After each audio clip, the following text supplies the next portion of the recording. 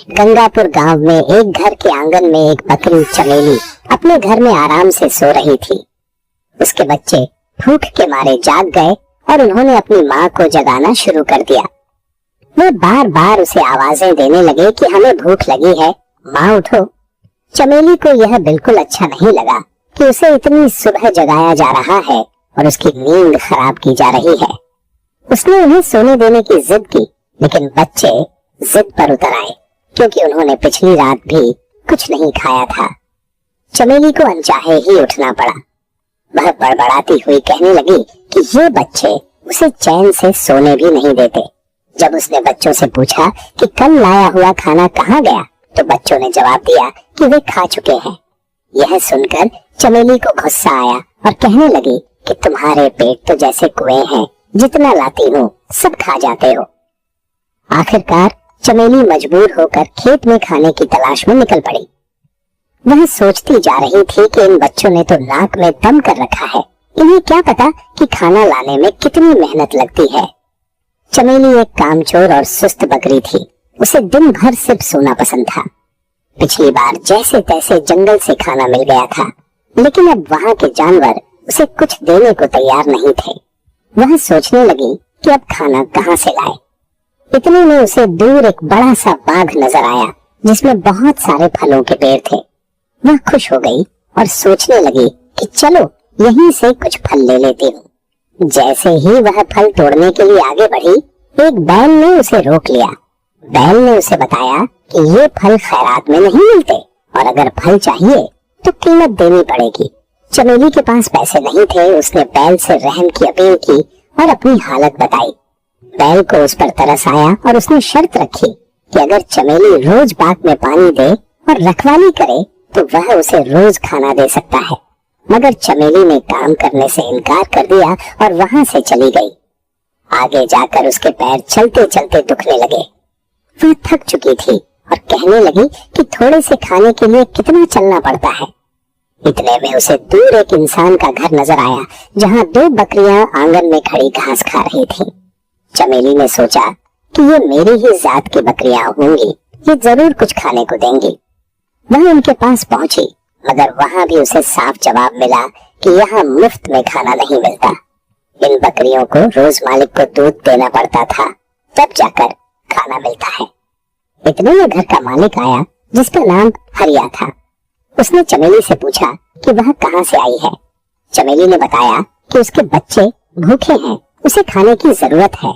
हरिया ने भी शर्त रखी कि अगर वह दूध दे तो रोज अच्छा खाना देगा, मगर चमेली ने इनकार कर दिया और वहां से भी चलती बनी।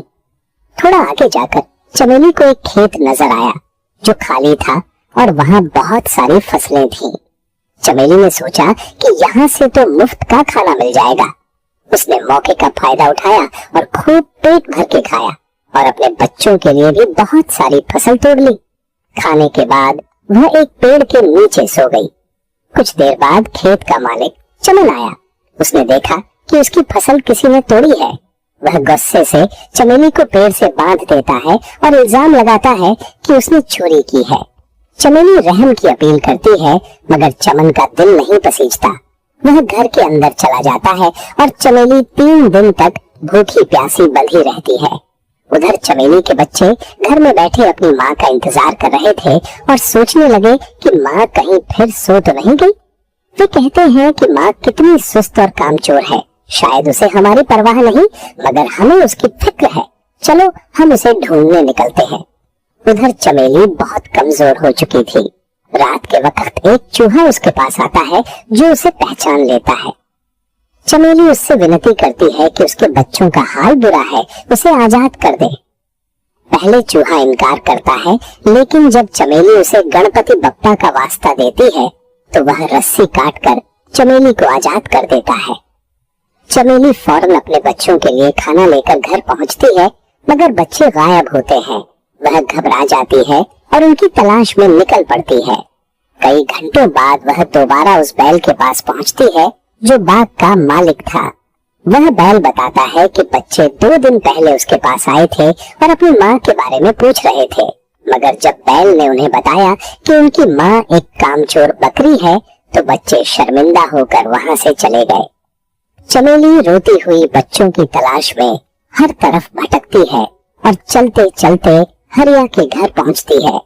हरिया उसे पहचान लेता है और पूछता है कि वह फिर चोरी करने आई है।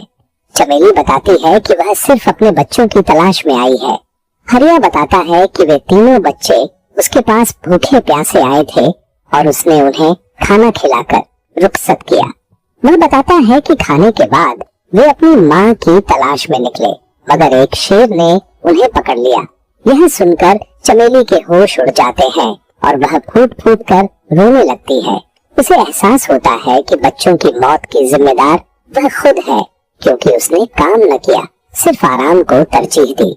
अगर वह उस दिन बैल की बात मानकर काम कर लेती या हरिया की शर्त मान लेती तो उसके बच्चे आज जिंदा होते। वह गमगीन होकर चमन के खेत में वापस जाती है और उससे कहती है कि वह उसे दोबारा पेड़ से बांध दे, क्योंकि वह अब जीना नहीं चाहती। चमन यह सुनकर हैरान हो जाता है, मगर उसकी सच्चाई सुनकर उसे तरस आता है और कहता है कि वह सजा नहीं देना चाहता। चमेली कहती है कि अगर सजा नहीं दी जाएगी तो वह खुद ही कहीं जाकर मर जाएगी। इतने में पीछे से बच्चों की आवाज आती है। चमेली पीछे मुड़कर देखती है तो उसके तीनों बच्चे जिंदा खड़े होते हैं। वह खुशी से बेहाल हो जाती है और उन्हें गले लगा लेती है। बच्चों को बचाने वाला चूहा बताता है कि जब उसे पता चला कि बच्चों को शेर ने घेर लिया है तो वह फौरन पहुंचा और शेर को डराकर बच्चों को बचा लाया। चमेली हरिया से कहती है कि वह अब हमेशा उसके खेत में मेहनत करके अपने बच्चों के साथ रहना चाहती है। हरिया कहता है कि अब उसे यकीन हो गया है कि मेहनत करने वाला कभी भूखा नहीं मरता। चमेली के बच्चे भी खुश होते हैं कि उनकी माँ को अब मेहनत की कीमत समझ आ गई है। उस दिन के बाद से चमेली और उसके बच्चे हरिया के खेत में मेहनत से काम करते हैं और खुशी खुशी अपनी जिंदगी गुजारने लगते हैं।